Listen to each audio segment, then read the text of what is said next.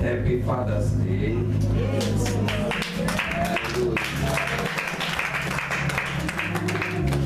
Happy Father's Day.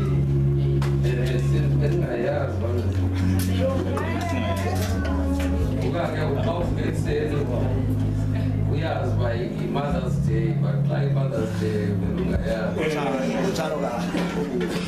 I think that like Mother's Day. Like Mother's Day, hallelujah. And this is also being Mother's Day. But no longer we have exceled by Mother's Day. But like Mother's Day, you're so super. Now, because I'm going to support Happy Father's Day. Yo, then I asked if I'm walking to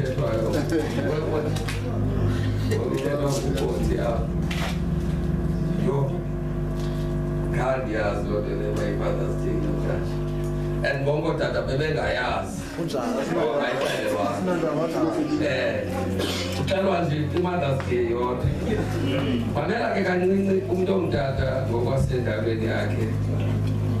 Umbum to a peace. Hallelujah. Umbum to a peace on Boben Tata. Even if I got Van Agamandi. Agava mukawulezo uthetha. Tata. Xa uza kwindaba katata uza kumba onzulu kakhulu ongaziwa ngabantu waziwa nguThixo. Hallelujah. Because ngokwasezwini lenkosi uThixo wakhe uAdam ngokwasethulini lomhlaba. Xa kwafuneka enze uEva wamkhupha kuAdam. Ababigama lenkosi. Now umuntu ongutata xa ujonga yena nomuntu ongumama uzawufumana abantu ababini abehlukeneyo. Hallelujah. Hallelujah. Kuba ngaba uva ukuthi sometimes ukuthi umama xa esoyikisa abantwana boyikise ngotata oyena ukukhohlakele ngumama. Siyabona abantwana. Uba uzawubona umuntu ongumama athi xa umntana egeza gqithi athi xa bona uba makamoya moyikisa ngotata ngoba ungutata ngathi wena sisilwanyana apha. Oyena muntu ukhohlakeleyo kuye umama. Bangabe ufuna umuntu oyeke wasise ebomini babomntu ucela umuntu ongutata. Utata akaripoti sesibhaka buhlungu ucimela ngaphakathi. Utata xa ebhaka buhlungu uviwa ngumuntu omnye nguThixo. Akaviwa umuntu ongutata nezikhalo zakhe nasemthethweni. Emthethweni xa uzawuya utata kuyomama kusatyelwa izigalo zikamama. Haleluya. Umama ngayikhalela into uba nakasathi uyandithanda. And Lord uba awusathi uba uyamthanda seyikonisile laa nto sekhona lo mthandileyo utsho kuyo uyamthanda. Abantu abangotata ngabantu izinto ezininzi abavele bangazinaki. Because abantu abangotata ayingobantu bemfazwe ngabantu boxolo. Ngiyathetha ngotata xa uzothetha ngotata eMzantsi Afrika azothetha kwezinye indawo uthetha uMzantsi Afrika. Xa uthetha ngotata eMzantsi Afrika uthetha ngento enyathelwe phantsi. Wonke amagama ayeke akahlambuluki eMzantsi Afrika akabizwa komnye umntu abizwa utata qha. Uba utata kuthiwa usisidlwengu ngumbulali abhyuza wonke lo magama fanele otata. Andifuna ukuxelela if ungabheka emagraveyard kuthiwa amangcwabe bethetha ngaxelela uba lingcwaba likatata ubani lize ngomama. Kodwa loo nto ngeke uve kuthiwa iyaziwe emthethweni. Kodwa uba ungayazi ukuthi xa uye emthethweni uzawubona abantu aba-abusive xela abantu abangotata. Naw xa ndithetha ngotata happy Father's Day. Happy Father's Day. Because otata ngabantu bathi noba into ziyenzeka aginye ngaphakathi angayithethi. Otata and njengeginya ngaphakathi iya kuThixo. And xa uzawumbona ephuma phayana ngoba umama ngumuntu okhawuleza bethetha ngayibeka nasebomoleleni indaba katata kungekho nto ingako. Uthi xa uphuma phaa kuphuma into eseyithi xa ijongwa abantu bakithi. Haleluya. Utata uthi into uba ziyabheda khetha uba kufe yena uve kuthi uzixhomile. Uzixhomele ntoni utata? Uzixhomele isimo sikamama ekhaya akakwazi ukuripota. And njengangaripoti nje utata uviwa nguThixo. Haleluya tata. Funa ke xa njengoba ndithetha komama andikhathali noba bendikade xa ndibona into omdala ndibona into useless. Yenziwa nguThixo laa nto ingutata useless. Haleluya. Wayenza futhi wayibeka emsebenzini wokwakha ibandla lakhe. Babekhona oomama kodwa uThixo wakhetha ukuthi utata. Because one utata uba ethetha le nto uthetha le nto. IBhayibhile uthi xa ethetha uPawulos simngethetha ngomama esithi bazizitye ezi-ethe-ethe, meaning that noba bekholwa angavutha ngoku uvuka isilingo phayana ilibele into yovuka kwakhe uthi bazizitye ezi-ethe-ethe. Abonge igama Hallelujah. Amen, Jesus. Hallelujah. Hallelujah, Dad. Hallelujah. Amen. Mhlawumbe kumazi ngale ndlela kumazi ngayo utata but unoxelela ukuthi utata akakwazi even ifana nokuthi uba endlini umama unento zakhe ezininzi ezirong utata akazoyiphuma nayo. Kodwa umama uqala uphuma uba ngakusenele mistake ethile zisabe mkhuba bakho bantu bazoka abantu. Ngaba bayakonyanyana. Ubona amadoda yakonyanyana. Abathanda izinto lawo. Mama indoda umuntu ongutata kakuhle sozayo kunyanyana. Uzawuya kuthi haleluya. Umbona esiyakonyanyana ngabantu abathanda izinto utata othanda izinto lawo. machine white. Hallelujah. Ungangambizi ngoba mtata lo. Because one utata zithi baziyaphethe izinto. Ahlanganisela unkosikazi wakhe engenzi kakuhle angafuna abonwe. Angafuna ahlazeke, angafuna bajongwe kakubi. Lalela lithi iBhayibhile xa uJoseph wambona uMaria umkakhe ekhulelwe. Wayiqonda le nto wenze kanjani ukuze akhulelwe engahlangenanga naye. Kanti kwenziwe ngongcwele. Xa wayenza umala zangafuna umala public. Kodwa kwakuthiwa engibathi uhlangene noJoseph, uJoseph wathi umithisiwe wayezawuxelela umhlaba wonke. uJoseph umithisiwe.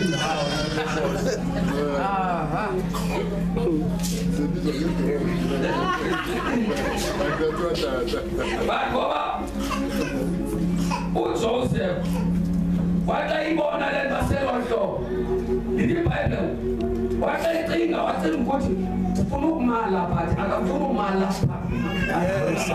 Ufuna umalela ngasese. Uyabona kati ufuna ukumala but akafuni yaziwe ngabantu into azawuyenza kuye. Ufuna ukuyenza ngasese. Angabonwa ngabantu, angamhlambalazi. Kwavela uthini? Because izinto ezenziwa mthixo manela ukakuba zindlebe kakhulu. Uthi kuba zindlebe into zodala. I'm not saying that kuba zindlebe into zomama. Senthetha nje ngomntu ongamelwanga. Because apha eMzantsi Afrika ngifuna ukuxelela amalungelo onke ngawo abantu ababhinqileyo. Njalo. Umuntu oyindoda eSouth Africa akanalungelo. And umuntu oyindoda eSouth Africa bangaba akanakhangela ilungelo lakhe akhangela uThixo akanalo ilungelo. Ilungelo lomuntu ongithandela uThixo. Hallelujah. Njalo mfundisi. Sengasethethe ngizakuthatha.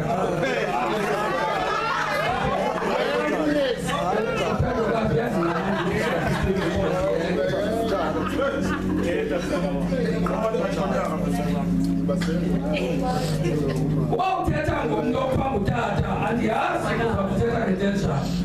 But noba ngaba abantu bayibone baxa bejonga utata babone yona nto yakakhohlakala isilwanyana esisiwe eMzantsi Afrika. Into ootata abaninzi bama-against ootata because bathi ootata zizilwanyana.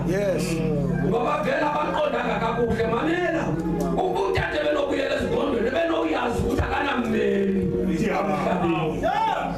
Ubenayiqonda kakuhle umtata ebezawuzazi ukuthi ummeli emhlabeni asinayo. Ebani basikhetha ummeli owasakhayo thina ngothuli. Hallelujah.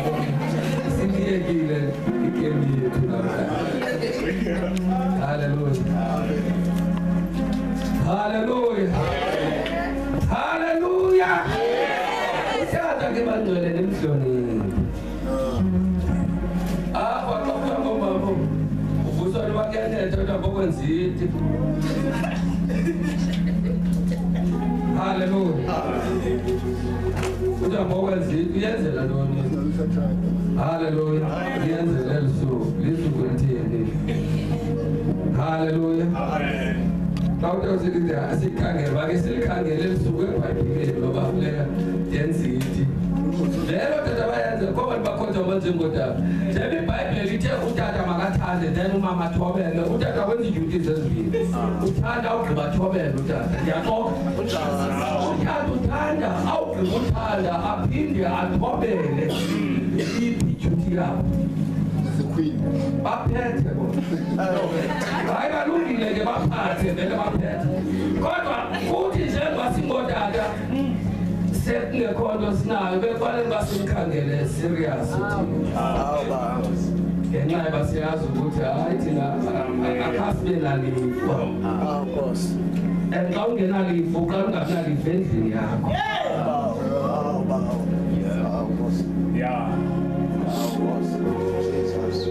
Qala ungabinalifa endlini yakho xa ungenalifa.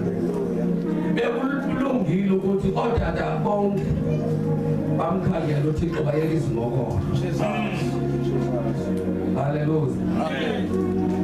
Ngoba nje bebephana ezimokolo nje bazinto zodlala kakhulu ezindlini.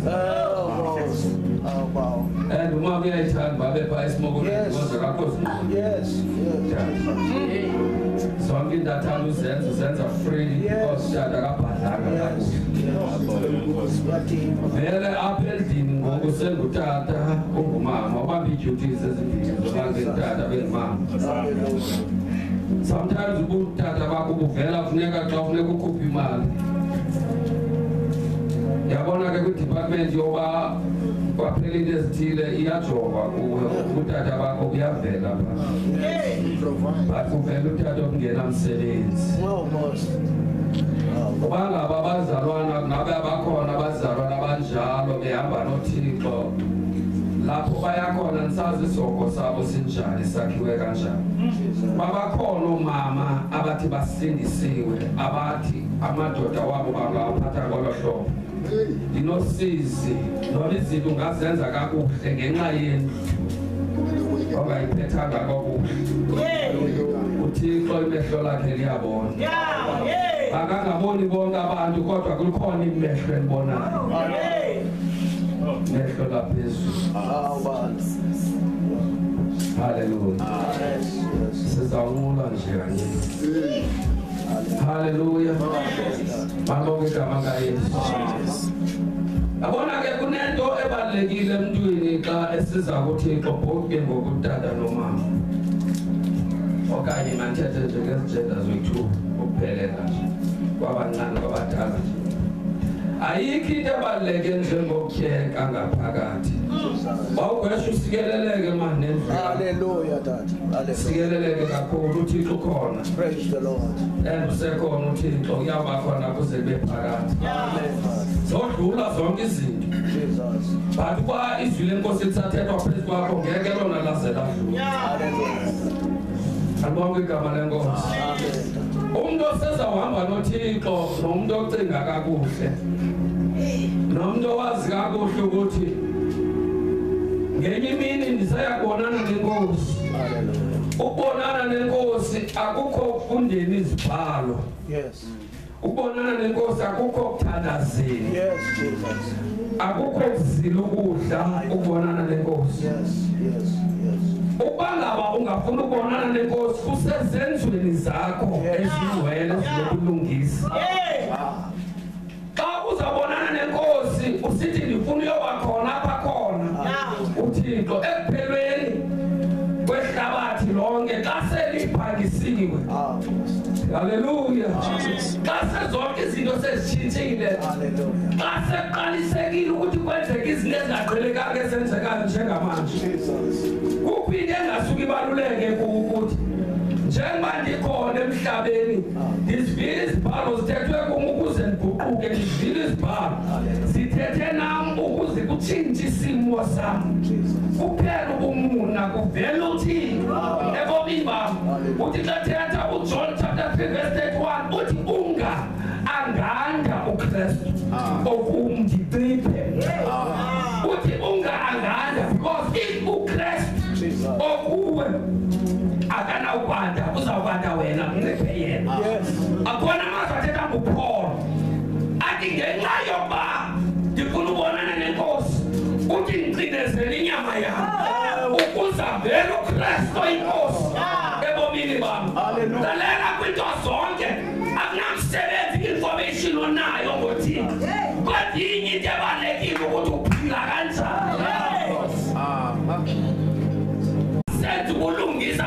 ukuthi indlela yethu yobizo esibizwe ngalo ukuthi silithobelo ubizo esithe sabizwa ngalo.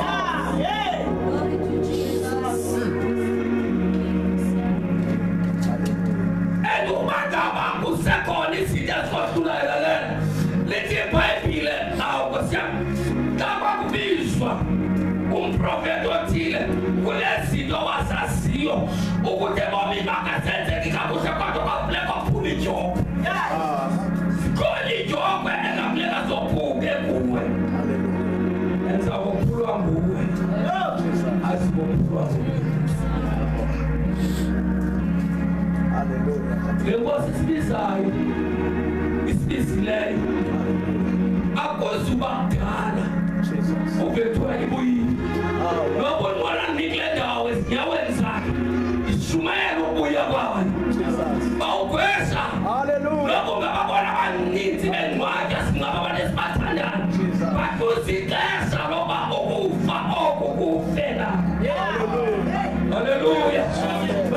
Ungabona abantu kungathi kuyayike uPawulos uthetha ngalothi nolwamvila lokufa lusayabhangiswa ngamanye amagama ukufa kuzawufa xa kufike lo xesha kuyabonakala uba siyakusondela ixesha lokubuya kwenkosi.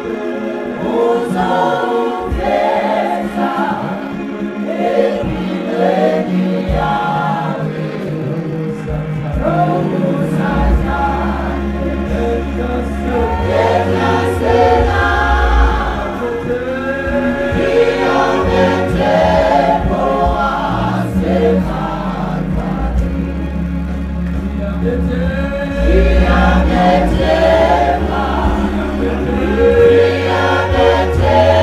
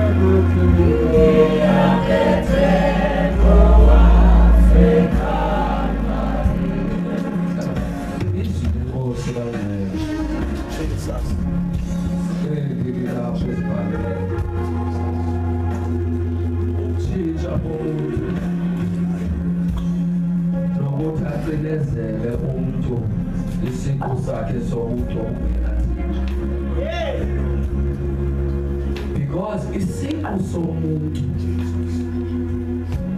uvuka isiqu somuntu ongenathixo but ngenxa yezwi lenkosi uthi xa thethe apha inhliziyo yakhe uma sewuhlangana nenkosi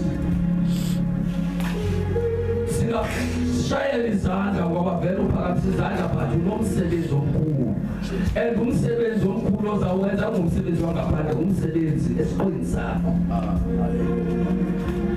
inkolo yakho ukwakhiwa kwayo kuzawuvuma wena and ngale ndlela funeka yakheke ngayo ingangabiyo indlela othandayo uba yakheke ngayo but ube seceleni kaThixo ukuthi ndifuna kwakheke ngendlela ethile and uThixo ngale ndlela afuna wakheke ngayo wena uyinto ekuzwayo umbumbi wayo uphezulu lento uthi xa ufuna ube yiyo ngabiyo kodwa uThixo ikhona lento afuna uba ube yiyo kodwa ngenxa yezibhalo zifundile ungaba sewune-information ukuthi uThixo ufuna ndibe yintoni nakuthi ubuyele kuwe wazi ukuthi kufanele ukuthi ndiphila kanjani ndikhona ehlabathini phakathi kwento zonke Nkosi ndikhethe wena ukuthi ngiphile ngendlela yakho and xa uzophila ngendlela kaThixo mamela sometimes ungabona njengesigenge kwenzeka izinto wazi ukuthi uyinhlobo enjani yomuntu ngoba umuntu ohamba noThixo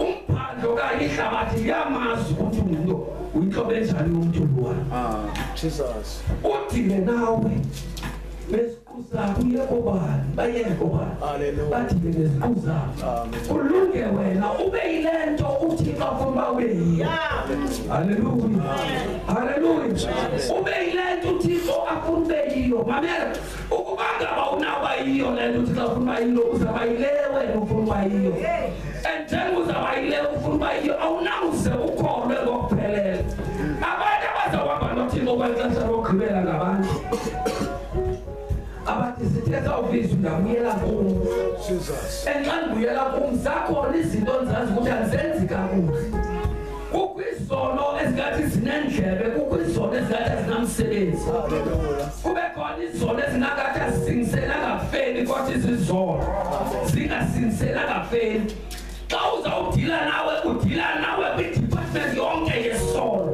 nakwizono ezingathi azisingiselanga feni udile nazo kuzoba ile product uthika kumba beyiyo engekho uzuyixelela ngabantu and awenzeli bona kodwa wenzela uThixo ngoba bangcwele njengoba sikhona apha emhlabeni kuzixesha lokho singabikho emhlabeni nabantu abathanda kakhulu into zomhlaba ababona benento ezininzi kwaye yonke into esemhlabeni ikhona ezibona benazo kuzixesha lokuba zibe ngathi ngamampunge because xa uzawuhamba uzishiyile uthi uyobhideza lize yokuyela kuba woli kanjalo ngexesha thetha le nto kuthetha umntu onezinto but wazinto ayiyo ukuthi ubanjwe ngubani sikhona zonke izinto njengoba sisize emhlabeni size singaphethe nto kodwa sifumbathile bonakala ukuthi sithole into ezawuziphatha xa sifikile abaninzi nabasebebheke ezule nkosi babanjwe zizinto ezingenamsebenzi ngoba bathi xa bephuma esizalweni baza befumbathile ngoba wonke umntu ophuma esizalweni uvamile ukuphumethe emanqindi ngoba kuyabonakala aphasakhona zikhona izinto ezazifumbatha kodwa lalela njengoba ezinto uzazifumbatha kwanzito ikwahlangana nazo sewusebomini uphumanga nazo esibelekweni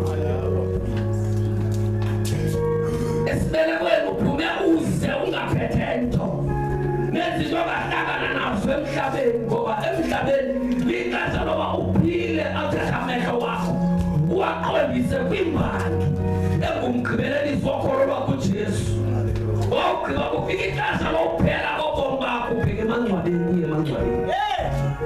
Jesus hlamba baye ngakuyinkosi bengakhange baye emangcwabeni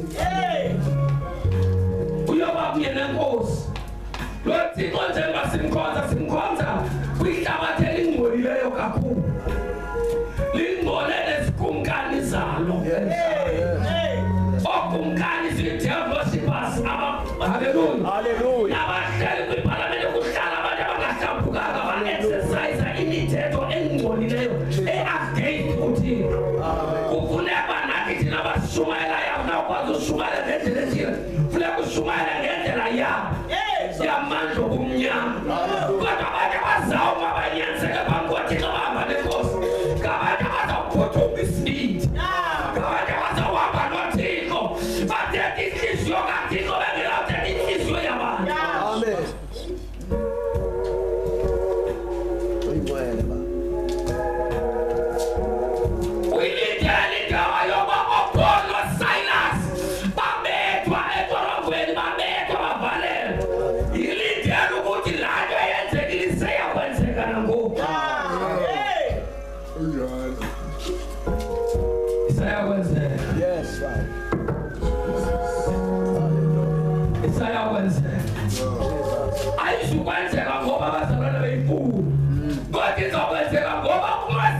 uThixo ebomini bakho wakugcwala uThixo ugcwala ngoyingcwele akakwazi ukugcwala uThixo kwengagcwali ngoyingcwele umoyingcwele agcwala kuhamba nesibindi haleluya kunabantu abazawuthi sebegcwala uThixo bafane noPetro uPetro wakabathetha nabo ethetha namadoda amakhulu abaSadusi abaFarisi ethetha ngoKristu athi nambethela haleluya atothetha amagama athi njengoba nambethela zuthi akho gama limbili misiwe abantu abamele usindiswa ngaluthi nye kuphela bathethe uPetro babona ukuthi kuthetha ngoba engafundanga uPetro ufanele uthetha ngohlobo abamazama ukuthi uPetro uthethiswe ngamandla kabo izwele lesibili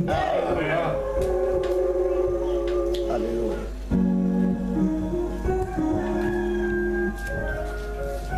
ingxaki aphoyo babangcwele benkosi abafuna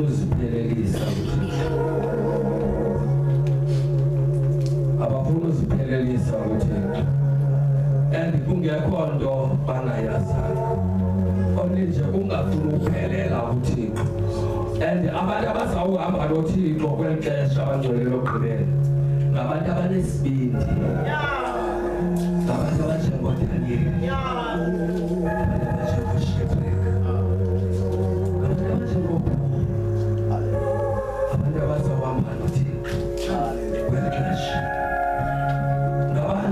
nesibindi abangazujika endleleni umuntu ohamba noThixo ogcwele uThixo. Haleluya. Akunandaba ukufaka kwakho lapho awuluzanga nto futhi awufakwe phakathi. Jesus. Haleluya. Kodwa eyona mistake ungabuyenzile emomini bakho ukuba uluze kweli siyakulo. Jesus. Ngoba eli siyakulo na linzima kunini. Ela namsebenzi. Imihla yeni balini. Noba kusithiwa kusisa nje kututhetha imihla yakho yokuphila emhlabeni. Kodwa kweli siyakulo mntakwethu imihla yakho ayibalwana. Hallelujah. Nethentoni ukwenza izinto uzivuyise ube nejoy nethutyana.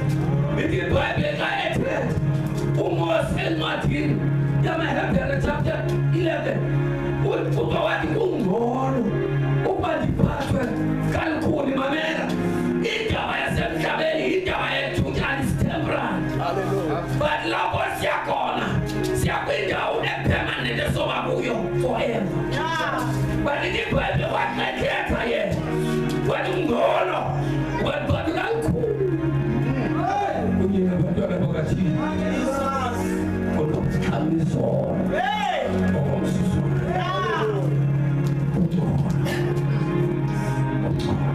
Hallelujah.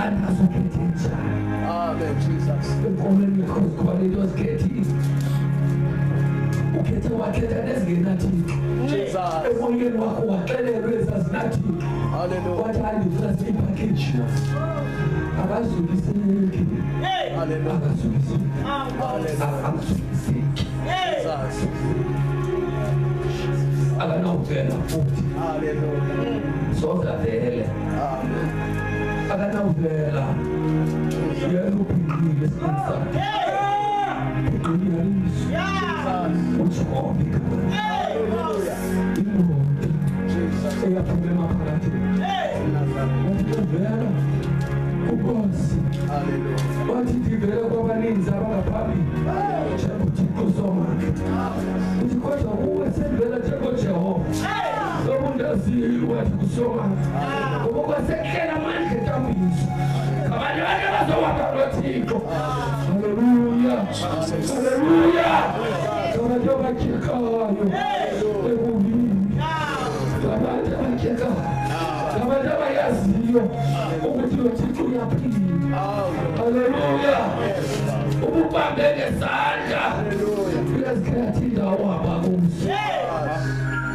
Hallelujah. Watch your steps. Hallelujah. Jesus.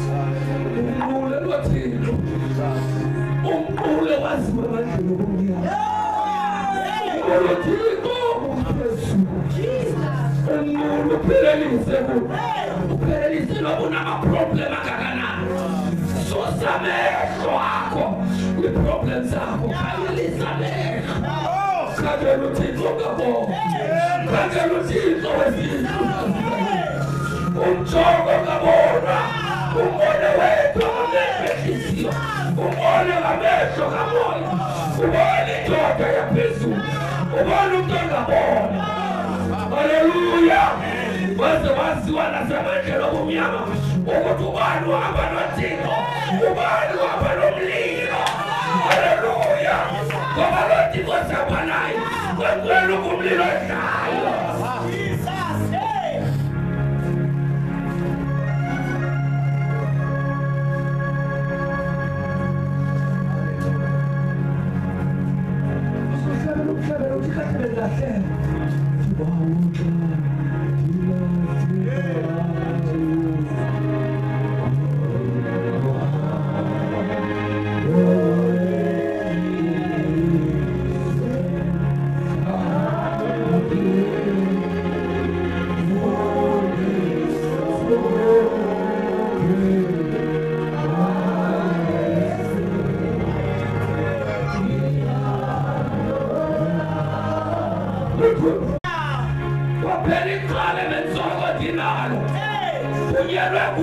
Because